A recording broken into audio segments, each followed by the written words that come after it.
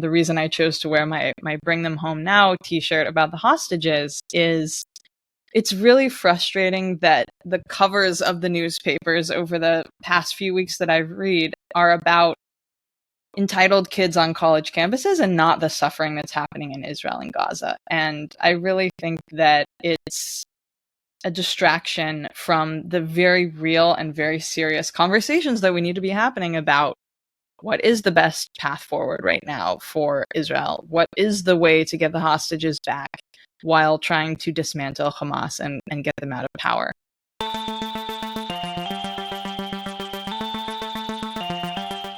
Hello, my friend, and welcome to Something for Everybody. My name is Aaron Machbitz. Laura, welcome to the show. Thank you for having me. Absolutely. First and most important question is, how are you doing? Like, actually, for real, how are you doing? Well, I'm in New York City. It's beautiful outside. I just had a lunch run, so I'm doing better. Yeah, taking it day by day. Yeah, I imagine things have been pretty, hectic's probably a loose word to use since October 7th, but we're on the day of this actual recording. It's exactly 7 months. So Yeah. Who knows where we'll be in 7 months from now. But yeah, I'm interested to touch on all of that stuff with you today. But I think to kick us off, my question would be, what does being Jewish mean to you? It's a great question. I think it's funny. I was having a conversation with a new friend the other day, and they said a phrase that really annoyed them was, "It is what it is." And I explained to them the Hebrew equivalent, at least to me, is Machbitz, like whatever comes, comes. And I think to me, there's this idea of constant movement and change and growth and forward-lookingness in being Jewish, while also having the weight of thousands of years of tradition behind us. So being Jewish to me is continuity in a big sense, and it's also feeling connectedness to everyone that came before and a responsibility to everyone that comes after. Yeah, I like that phrase. It is what it is. Yeah, I like it also. I think in some contexts people use it just to like sort of like end the conversation, or maybe they don't have anything else to say about it and they're just like, yeah, like it is what it is. For the most part though, that's true. Like most things that go on in our life, we don't have any control over. So it actually is what it is. What we can do about it is our response, how we move forward, the connections we make, the things we talk about, all of our actions. And I think that's some of the most important parts. But has being Jewish always been, part of the fabric of your life, or was there times you were, I don't want to say more or less Jewish, because if we're Jewish, then it is what it is. There we go. But exactly. Yeah, hopefully you understand my question. Yeah. So Judaism for me and my Jewishness has taken a lot of different shapes in my life. I grew up very secular and went to NYU, and instead of doing like the party in college experience, I did the become a super Orthodox Jew experience in college.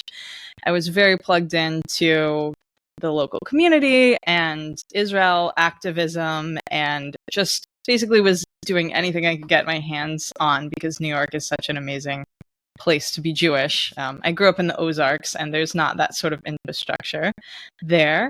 And in the past several years, I've had a little bit of a personal evolution on the religious part.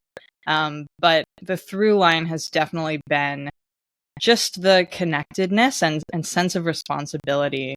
And also the fact that half of Jews live in Israel, half of them approximately live in the diaspora. And that feeling of half of my heart is here, half of my heart is in Israel has definitely been intensified over the past 7 months, but it's always been there. So that was a roundabout answer to your question, but I think it has changed over my life, but it's always been a through line. Yeah. What specifically about the last couple years has evolved for you? It's a good question. I mean, I think that everyone post-college, especially, in this day and age where, we have the opportunity to be by ourselves for longer than we did in the past, I think everyone needs to or gets to have a personal reckoning with what their beliefs mean to them outside of, what it means in a collective sense. And I think COVID for me, like a lot of people and being forced to literally and figuratively sit with oneself, definitely forced a lot of thinking and evolution for me. Yeah. Yeah, same for me, especially with COVID. My whole life Yeah. changed like in an instant. I used to be a professional wrestler, so you can't really do wrestling shows or any sort of entertainment when there's no fans. Like, I guess we try to do YouTube shows, but boy, were those awkward. Yeah. So, like, not feeling like imagine. not having the adrenaline from the crowd or like no one to feed off of. I felt like I was just like, like rolling around with my brother in a basement, like but it was supposed to be my job. And so anyways, that changed, and then basically picked up some of all this stuff that I'm doing now, podcasting, speaking. But I worked at Walmart for a couple months because you still got to pay bills and all of that stuff. And so that time alone allowed for a lot of contemplation and things of that nature. And that's also sort of what brought back some of my religion and some of my Jewish identity and stuff. It was very challenging to have that be a part of your wrestling character when people see, like, wrestling is all about stereotypes, and so it's even more intensified in that way. Like, when I was becoming a professional wrestler, I was told that my character needed to be an accountant called Kleinfeld, and I was like, I'm not sure if that's the way I want to go with my life. But you could just see where some of those stereotypes are personified or intensified, let's say. But so yeah, I think everyone goes through that sort of evolution, especially when they, again, like you said, have to sit with their beliefs, and then you have to think about if your beliefs actually measure up when they get tested under pressure. And I think that's really important when they do get tested. Like, what do you actually believe in? Is this what you stand for? Is this like the hill you're willing to die on? And I think we've seen a lot of that over the last 7 months. Maybe the only positive thing to come out of this whole situation is that there's an incredible amount of unity between Jewish people like I've never seen in my lifetime. And maybe you can speak about that a little bit more. Yeah, I mean, first of all, of course, the name Yisrael means to wrestle, right? So there's always this idea of Jews having to grapple with the divine and with each other and the world.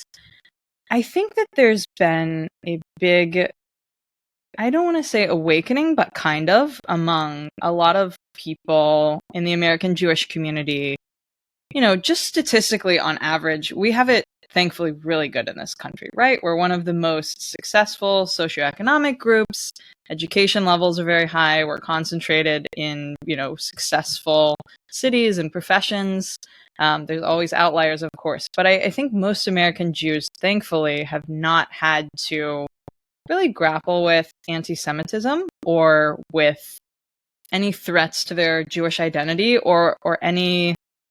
a lot of my friends have been wrestling with what does it mean to be, for example, progressive politically and a proud supporter of Israel or a proud Jew. And, my first journalism job was in Israel in 2014. And a lot of the things that people are going through now, seeing what was happening in Israel and seeing this big disconnect with the way the broader media and my non-Jewish friends were reacting to it or painting it, I think a lot of those same things are happening now. And a lot of people, in college kind of keep their heads down and are focused on their studies or maybe just didn't have the same exposure to these, I guess, hostile ideas as I did. But I do think that, for example, I'm very involved with Israel Policy Forum, and we have a book club for young people. And before October 7th, it was probably 6 to 8 of us every month coming to discuss a book.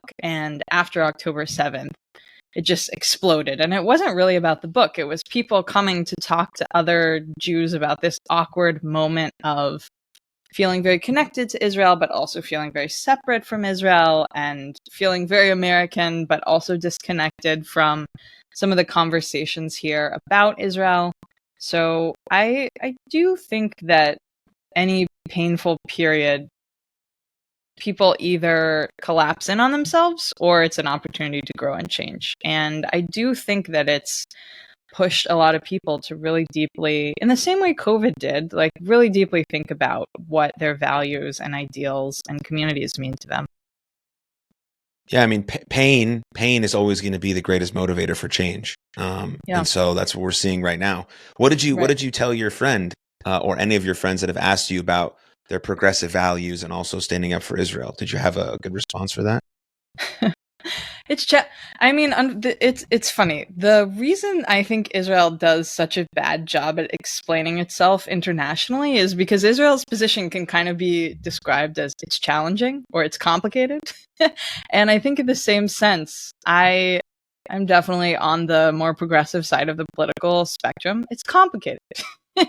It is. I think there's a lot of very what I see as regressive or oversimplistic ways of viewing suffering that have kind of taken over the way that we talk about suffering in some progressive spaces that I see as very harmful, especially when you're talking about Jews, because Jews don't really fit into the picture. But ultimately, I think anyone that understands the Middle East, which is not necessarily a big group of people, but in terms of the neighborhood that Israel is in terms of rights for ethnic and religious and sexual minorities, it's far and away beyond what any country in the region has done. But I think beyond that, no one is having, at least not in my circles, a conversation about, if you support Ukraine's right to defend itself from a Russian invasion, that puts you somewhere on a political spectrum that's incompatible. Like, we can have conversations about other foreign policy issues in a way that Israel has become just very hard to talk about in some progressive circles, and it's used as a litmus test in the way that other foreign policy issues I really haven't seen. Do I think there's, no future for Jews in the progressive world? No, I don't think that. Or for Zionist Jews in the progressive world. But I think it's very challenging when you're dealing with some very outspoken people who are representative of a small but growing group of Americans who are very not only critical of Israel's actions, but against the idea of Israel's very existence. Yeah, I mean those two things have to be separated. Like all of the for right. The existence of all of America, we've criticized our government, but still enjoyed the evolution of how good our country could potentially be in terms of the policies and the laws and the freedoms that we have. And it could be the same for Israel. But I think that people, especially just with political parties in general, if you follow one idea, people assume that you follow every idea that goes with that party. And I think that's where the issue arises. Right. Like, if I believe this about gender, that means I believe everything. Well, no, I have certain opinions on certain things. It makes it more challenging when you're voting because you're voting on the whole spectrum. But if you have a deeper conversation with someone, you can figure out, okay, yeah, this is like their three most important things. That's why they vote on this side, and they sort of have to let everything else go because or else they'd be tortured about what to vote for. And I think voting is incredibly important in that regard. So I think people have a problem with that. And so I think that may cause more of an issue, especially when it comes to Israel and then having sort of more progressive or liberal values. Yeah, I think there's also, it's important to point out that the calls to not have any affiliation with any Israeli academic or musician or anything is just so regressive. I was very against when there were calls after Russia's invasion of Ukraine in 2021. There were some calls to, not even play Tchaikovsky or Russian music and ban Russian academics from speaking. And it's just absurd to paint everyone from a certain country with the responsibility for the actions of their government. I don't recall Americans being banned from or calls to ban Americans when Trump was doing all the things Trump was doing internationally. And it's really, is it unfair? Of course it's unfair and anti-Semitic. But beyond that, it's just so short-sighted, especially when a lot of the people that are their calls to boycott, like academics and musicians, were at the forefront of the protests to change the government's actions in a more, what I think of as a more progressive direction. So I think the conversation has just become so reductive on it, and it's frustrating, and it's it's hard to be optimistic watching it happen, for sure. Yeah. Yeah. I mean, that leads me to ask you about, your take on how we got to the place on our universities and what's going on with our college campuses. Yeah. So I think, first of all, before we talk about what's happening, I think there are two really important things to keep in mind. The first is that if you look at polling of young Americans, they are certainly less overwhelmingly supportive of Israel than earlier generations of Americans, but most Americans in general of every age are still supportive of Israel. Only a tiny percentage of people, at least in the polling data, support Hamas. And I think it's important to keep in mind as we're focusing on the super harmful stuff that's happening on campuses that it really it's growing, but it is still fringe. And I think another thing to keep in mind, and the reason I chose to wear my Bring Them Home Now t-shirt about the hostages, is it's really frustrating that the covers of the newspapers over the past few weeks that I've read are about entitled kids on college campuses and not the suffering that's happening in Israel and Gaza. And I really think that it's a distraction from the very real and very serious conversations that we need to be happening about what is the best path forward right now for Israel? What is the way to get the hostages back while trying to dismantle Hamas and get them out of power? With all that being said, I think that there's been a trend within academia and a lot of investment in academia from places like Qatar, for example, where Hamas is headquartered, where Hamas is allowed to flourish. And the analogy that I use is in the same way that right-wing groups in the United States invested in law students who would become judges, who would eventually, after 20, 30 years of this project, really move the direction of the Supreme Court. In the same vein, there's been a lot of investment from countries that are sympathetic to Hamas's goal of destroying Israel that have been investing a ton of money into American universities and into news networks like Al Jazeera that really shape the conversation that's happening within academia about Israel and about the future of the Middle East. But beyond that, the thing I alluded to earlier, this idea of like a hierarchy of suffering that I think is really dangerous.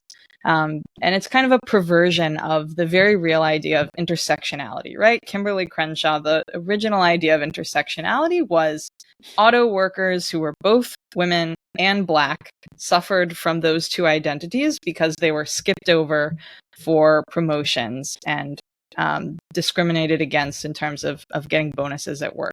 That idea has been turned into this idea that there's kind of a pyramid of suffering. And the more minority categories you fit into, the more your lived experience is the only valid experience, and the more your suffering takes precedence over the suffering of others. So it's hard to look at American Jews or Israeli Jews, many of whom, despite roots in the Middle East, look white, are socioeconomically better off than their neighbors, are an occupying country. It's hard to look at Israel for a lot of people who have internalized this idea of the hierarchy of suffering and say they actually were the victims on October 7th, and they actually do have a right to defend themselves, and they actually were the victims in many different ways in this conflict.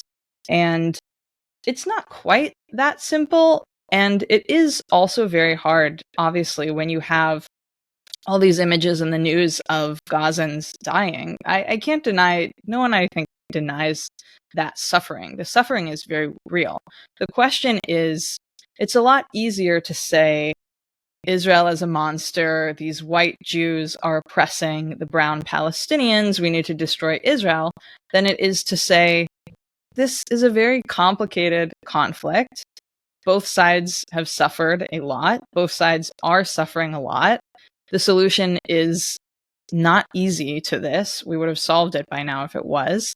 And I just think it's very easy to get stuck in this simple solutions mindset, especially when we talked about COVID a little bit. I really think we haven't grappled with the extent to which being so isolated during COVID made people so thirsty for community. When you talk to a lot of the protesters on college campuses, they seem to kind of be there because it's a community and it's a collective, and they feel like invested in this project. And I don't at all want to minimize, activism. I think it's very important, but if we were accountable for every dumb idea we had at 19, I don't think any of us would love that. And you see a lot of these students they're seeing what's happening in Gaza. They see it with horror, and their response is not to get into the nuances and complexities. The response is Israelis are awful and evil, and I'm going to form this community around shouting that as loud as I can. Yeah. I mean, you can definitely get into the complexities and nuances if you want to. I mean, it's Israel. If you're my age, right, and you are watching Israel, I've only had a couple years of my life where Netanyahu has not been prime minister. Yeah. And for Jews who are, I'm 29. So for people who are 20, 30 years older than me, the pivotal moments in their life when they talk to me, who are Israeli or Jewish and plugged in, are watching the peace process and those hopeful moments of Rabin, not his assassination, unfortunately, by a zealot, but watching real efforts from both Palestinians and Israelis to make really hard compromises for peace. And I think a lot of, the average Gazan, my age, has not had the opportunity to vote at all. Hamas was an elected force. They have turned into a dictatorial force. The average age in Gaza is 24. So most Gazans have not had any, voting power or say over their rulers. Young Israelis have watched their friends die in intifada after intifada. They have seen only, lots of Palestinians and Israelis only interact across the barrel of the gun because that's the reality. Our societies are very separated right now.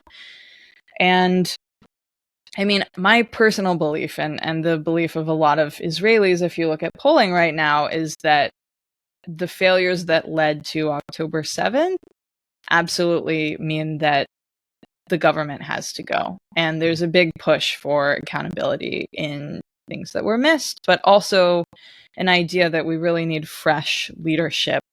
The issue is there haven't really been leaders on either side that have emerged that are someone to rally around. And I think whatever country you're looking at right now, we really are in the age, particularly with the degree to which social media and viral videos play a role in shaping our understanding. You need a person to rally around, not just an idea. And beyond that, your idea can't just be anti this person, right? I think that there's a lot of power in Trump's ability to, present the way that he does and be the orator that he is. He's very brash, he's very unfiltered, and that's very appealing to a lot of people. And Netanyahu, in the same way, is really good at outlining what he sees as the stakes of what he is doing. And I think the biggest complexity right now is there's so much trauma and devastation within Israeli society after October 7th, within Gazan and Palestinian society after, the Israeli response to October 7th. And those things don't get fixed overnight. And optimism for peace is at its lowest point in a long time in the region. That's not something that you fix overnight. And, it's not a simple story of how we got here, but it's also not a simple story of how we move forward. And that's not very easy to have a rally around. Yeah. Yeah. I mean, the simple sayings, the phrases, those are easy to rally around, and Right. Like you were saying, for the majority of college students that I see doing what they're doing, I don't assume that those are dumb, vile, evil, anti-Semitic people. I've never believed that. Now, there are a few in the crowd who do believe that stuff, but that's definitely not the majority. As you're saying, I mean, all of us, like from 0 years old to the time we die, all of us just want a sense of belonging. That is it. Exactly. And if you've never been a part of a group, a sports team, a community, your religious team religious community didn't accept you, your family doesn't accept you, whatever the case may be, you're going to find anyone who says, hey, you can be part of this. We'll protect you. We love you. And that's a strong sense of belonging that you can adopt any sort of ideology, no matter what it is, because you know these people, or you think at least these people around you care about you. And I think that's a lot what's going on college campuses, outside of the stuff that you mentioned with the funding in Qatar and all these sorts of things that have led to whatever might be happening. But another piece about that is sort of, academic freedom and freedom of speech. So you being a journalist, I assume freedom of speech is incredibly important to you. But what do you think about, the phrases being said, and how should that be, handled, or should there be repercussions for that? Or professors saying, that they agreed with October 7th, should they be thrown out of university because of that? Very complicated stuff, but just your take on it. Yeah. So I have perhaps an extreme pro-free speech position. I think that, look, Jewish lawyers very proudly defended and got a lot of heat for defending the Nazis who marched through Skokie, Illinois, right? Because it was done in a, legal time and place and manner, even though the chants they were chanting and the signs they were holding were exceptionally vile. And I think that once you start policing what sort of speech is acceptable, not acceptable, but legal, at least on a governmental level, it's very dangerous. That being said, individual universities and private spaces are allowed to have restrictions on not only the time, place, and manner of protests, but the sort of speech that falls within an acceptable range. I think that all of the universities, some have done better than others, but they all were extraordinarily unprepared for the situation that they found themselves in. And do I find chance for an intifada absolutely vile and anti-Semitic? Yes. Do I also think that sending in the NYPD to Columbia to arrest a bunch of students is giving them more airtime and more grievances and grew the protest beyond what it might have been? Also, yes. And I think it's a really hard situation. I in general believe that we should be documenting and showing the vile beliefs that people are espousing.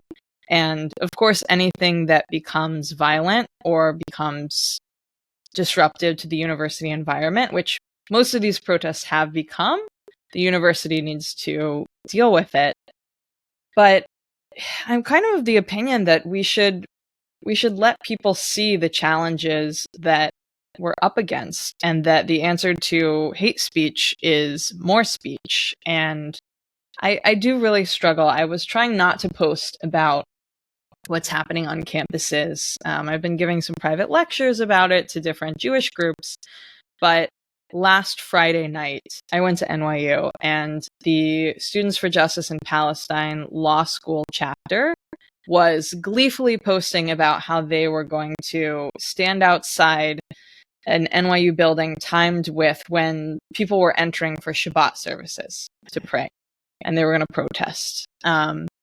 And I think you need to point out anti-Semitism when there's something that the university can do about it. I don't think that just pointing and saying, look at how awful this is really helpful. But at the same time, I was certainly emotional as an alum of NYU who has gone to Shabbat services in that building, who has, been screamed at the 10 years earlier version of these folks protesting. And I think that folks that have ties to universities do have a responsibility to say, hey, I went here, I'm a part of this community.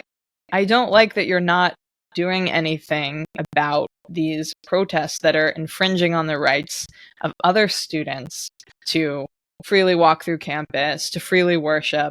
And I don't love the anti-Semitic speech happening. Do I think that they should arrest them? Not necessarily. Do I think that it's okay to be really clear, and it's essential to be really clear on when protests are acceptable? Yeah. in terms of professors saying October 7th was great, I think that I struggle with this because I personally find it super objectionable. I wrote a piece for the Forward several months ago about how you shouldn't fire a professor for something like that, for the free speech concerns that I outlined. Would I want to be in that class with that professor? No, I wouldn't. And I think that you can vote with your feet a little bit. I've taught on a university. If no one signs up for your class, it gets canceled. So I do think that there's ways to affect change that don't involve firing someone and creating a new aggrieved person. But I don't have all the answers here, and I'm certainly not a free speech expert. I just know that if the situation was reversed, of course, it's not a perfect parallel, but if the NYPD was sent in on protesters that were protesting for Israel, even if some of them, may be espousing versions of the pro-Israel narrative that I find not in line with mine, I wouldn't love, sending in the police on them. But I know that's not a great answer, but I think it's complicated. It is a great answer. No, thank you. Yeah, because you get into a very slippery slope when you start telling people what they can and can't say. Right. Right. But to that exact point, that doesn't stop me or anyone or the news or other podcasters from condemning that speech. That's, I think, the most important part. And like we saw what cancel culture was. No good. Didn't do anyone any good. You get thrown out of some place, and all you're going to do is you're going to find another community to do the same horrible shit in. Yeah. Right. Yeah. And so if we just start excommunicating and throwing people out and saying you can't do this, they're just going to find another niche community where they're that type of person instead of maybe expressing in some sort. Now it's a bit more complicated with all these college students. You can't radically change all of their beliefs just by saying a few things. But over time, they might believe different things if they were treated better or there was some other way that there was a way to approach this. But I think that's the part that's important. There should be consequences for actions. That's always real, right? You have freedom of speech, but not freedom from consequences. So we can condemn these acts, but if we start saying you cannot say this, you are not allowed to say this, you are not allowed to post this, then we turn into a place where they control our speech. That's the whole reason Jordan Peterson got famous in 2016. Whether he was right or wrong about what he was talking about, he's saying, I don't want you to be able to control what I say. And I think that's important. And to not be able to have that dialogue basically is the crushing of our society, because we have a war of ideas. And if we can't have a deep conversation about the war of ideas, then we'll never get to a place where maybe we can see each other's understanding. And so I think that's incredibly important. I think also a couple things that I have seen that are effective. My friend Rami, whose stage name is Kosha Dills, has been doing a lot of videos. Awesome. He's amazing, and he's been doing a lot of videos. Following him for a long time, where he goes up to protesters or people holding these Palestinian flags and just kind of gently, kindly, respectfully pushes on their beliefs. Like, why are you here? What are you protesting? What do these words mean to you? And I mean, I think he's shown, again, that a lot of people don't necessarily have a complex understanding of why they're there. But beyond that, I think it's so important to be able to, I was an opinion editor for a long time. We have to engage in debate and dialogue, even when it's really hard, to move the needle on anything. So instead of, for example, posting, look at these awful kids calling for intifada, I try to, for example, explain what intifada means to Jews, explain, the death statistics of the intifada, explain the context in which I understand it. Or instead of, saying NYU needs to immediately send in the NYPD on these protesters, I like to highlight positive efforts that are going on, or as I say, things I want to see more of. And it's really hard to do that. I mean, again, last Friday night, I was not thinking, let me be super nuanced and debate these people. I was thinking, get the fuck off of my campus, you hateful anti-Semites. But at the same time, we have a real privilege of not being in the thick of it and being able to take a little bit of a step back and engage one another. Because ultimately, we have to change something and we have to compromise something to move forward, because Jews are not going anywhere. Palestinians are not going anywhere. Americans who have complicated or misinformed beliefs about the Middle East are not going anywhere. And we have to talk to each other, and we have to make spaces to talk to each other. Yeah. What do you, from as far as you know, people who are living in Israel, what do they think about the actual response that Netanyahu has put together? I thought you were going to ask about college campuses, because they're very worried about college campuses. Yeah.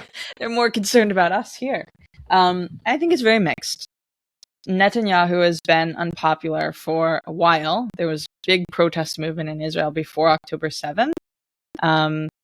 I think there's a big split between the two stated priorities of the war were always bring the hostages back and dismantle Hamas.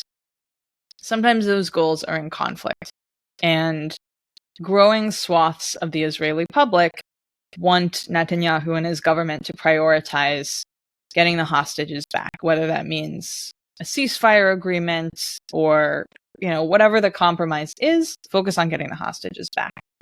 Netanyahu's war cabinet unanimously voted, nope, we want to continue the war. We want to totally destroy Hamas, no matter what it takes.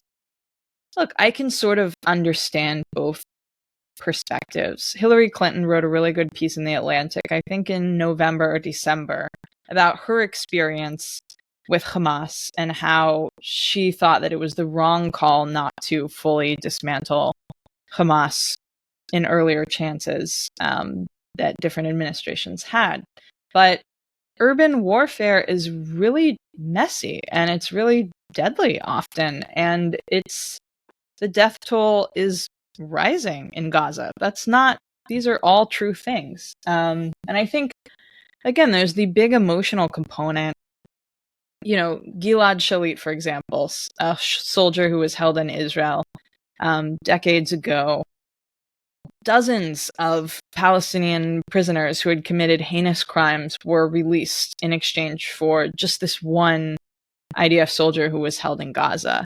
I think in the same vein, a lot of people are looking at these dozens of innocent Israelis who were kidnapped and saying, bring them home, do whatever it takes to get them home, and we will deal with it afterward. You cannot bomb Hamas into submission. I don't think anyone knows the right answer. I definitely take the perspective that we need to focus on getting the hostages home. We need to focus on moving to a humanitarian response that provides for the people of Gaza while providing for Israel's security. And I don't think that Netanyahu being in power is helping any of these goals, but it's really messy right now. And there certainly is a reluctance. There's no political will in Israel right now for anything like a two-state solution. And that's the position that I personally think is going to solve things ultimately, but you can't immediately, in this acute trauma that everyone is experiencing, go in and say, great, you had the war. I know you still haven't recovered from the largest single-day attack since the Holocaust, but it's time to make peace with our neighbors. Right. So I think the sooner we get the hostages home, the sooner we stop the war, the sooner we can start to rebuild within Israeli society and have accountability for how October 7th happened in the first place. And the majority of Israelis do want that reckoning to come for their government. But again, it's a messy situation. Yeah, I mean, wasn't there just a protest in Tel Aviv about the recent movement into the new city? Rafah. Yeah, Rafah. Yeah. I mean, that just goes to show, people don't want to see more innocent Gazans die. Nobody wants to see that. It's fucking horrid watching rubbles and people dead. People do absolutely 100% want to see the hostages brought home first and foremost. And then what can we do a little bit more deliberately and cerebrally to dismantle Hamas? Yeah. I think that as from what I've heard from other people, could be a potentially better solution than just, bomb after bomb after bomb after bomb. But the two things still need to happen. The hostages still absolutely need to come home, and we still need to stop a terrorist organization from, brutally murdering and raping a bunch of people over and over and over again, which they outright say that's what they want to do. So one of the groups that gives me hope within Israel itself is called Omdim Biyachad, Standing Together. And their priorities within Israeli society, remember, 20% of the Israeli population is Arab. So Omdim Biyachad focuses on the relationships between Jews and Arabs within Israel. And that's not an easy thing at all. And their theory of change is that building those relationships within Israel will help ultimately end the occupation of the West Bank and the situation with Gaza long term. It's the Israeli left is not really a thing for a variety of reasons, but there are really, we haven't seen since October the sort of rioting and violence in mixed Arab Jewish cities that we have seen in previous years. And I think that's in no small part to the work of groups like Standing Together and the Abraham initiatives, which really focus on, we can't end the conflict right now, but we can have conversations with our neighbors within Israel who are different than us and try to understand each other. And I do think that that is something that ultimately, it looks small, but it really can be the center from which ultimately, hopefully, a more permanent, peaceful solution emerges. Yeah, I mean, that's where the first domino can fall. And then, I mean, it's going to lead to something great. Another thing that I wanted to discuss with you is this sort of denial of Hamas's sexual violence. Why? Like, why are people doing that? Why is that a thing? Yeah, it's horrific. I have covered a lot of really challenging topics, and I have never seen just such gross dismissal of really gruesome and well-documented things. Look, women in general in the international realm are often seen as unreliable narrators of their own experience. And Jews are often believed to have nefarious intentions. So this is a real intersectionality moment, right? You have antisemitism and you have misogyny working against these survivors. And there's been a ton of well-documented reporting and evidence collecting, and I've been very engaged with that. I work full-time now for Jewish Women International, working on this in no small part. And there's a very sinister trope that Jews are just using this as an excuse to keep bombing Gaza, which I think is absurd. And I think on a more human level, the crimes, which I will not describe in detail, were so horrific that there really is, I think for a lot of people, who would be monstrous enough to do that. Graham Wood, who is a journalist for The Atlantic, covered ISIS, and he wrote a piece soon after October 7th about how the things that he had seen documenting what happened on the kibbutzim on the border with Gaza were more horrific than he'd ever seen even ISIS do. And I think that it's important to think about how this happens in other conflicts. I had the opportunity to speak with members of Congress who work on this sort of violence globally, and I was joined by a member of the Afghani parliament, by a woman from Ukraine, by experts who work in conflict regions where this sort of violence happens all the time. And a big issue is just that people are not believed and people are reluctant to come forward because there's a lot of shame about this sort of violence happening to a person. And I think it's remarkable that we've had so far now 3 survivors of this violence come forward and share their story. And something that was really sad about one of the UN reports that documented this violence was that they weren't able to speak to survivors directly because of this media climate of disinformation around their experiences. So it's remarkable to me that anyone even came forward to share what happened to them, given that. And just watching the way that people rush to these responses to deny it, say it didn't happen, say it's just an excuse. It's really mind-boggling. Of course, I think that there's evidence that there's other bad actors that are trying to amplify anything that sows discord in the United States that are taking advantage of this. But I think there's also just a really toxic climate in general online sometimes of misogyny. And when you throw that in with the climate of anti-Semitism, it just has gotten out of control. Yeah, I mean, the amount of people I've seen specifically on Piers Morgan's show Uncensored. I don't know if you've watched that, but he has this debate basically every week with people, and just to straight up, no, that's never happened. It never happened. They never did any of that.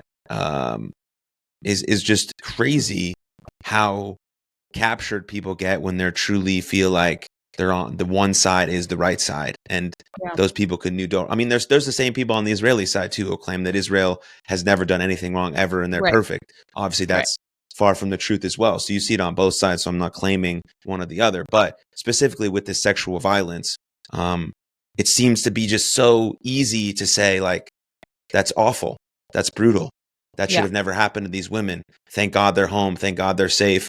And thank God for having the courage to share their story. Like that seems so simple. And then beyond that, you can say, I hope Israel does whatever they do, or I hope, whatever comes after that.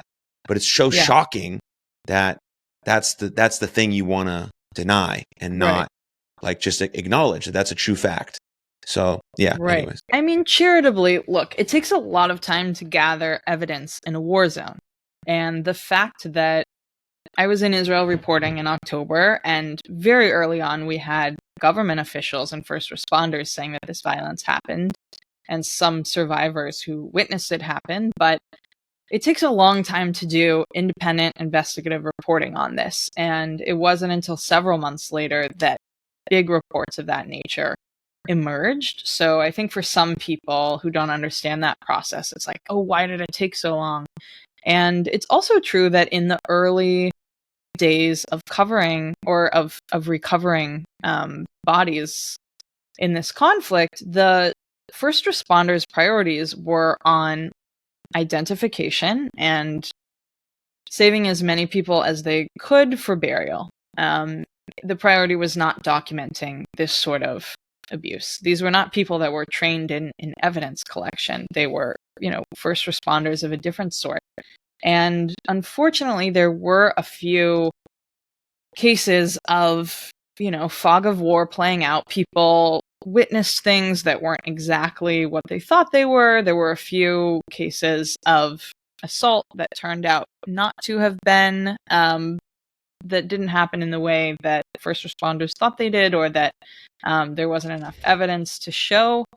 And I think cynical people will point at that and say, well, this one thing turned out not to be true. That means everything is not true, which is, of course, not the case. But so I think you have genuine skepticism of why did it take so long to pull the evidence together. And then you also just have cynical people who say, well, they were wrong about one thing. They're probably wrong about everything. Yeah. Yeah. My last question is, where do we go from here? Best case scenario in your eyes as we move forward? Yeah. Look, we can only all focus on our locus of control if we want to keep from being insane. So the things that are really important for me right now in not spiraling into that place is, and some of these suggestions I'm better at than others, I really try to set strict limits around my social media consumption in terms of time. I was awful at that last night, but I think in general, really being deliberate about your time.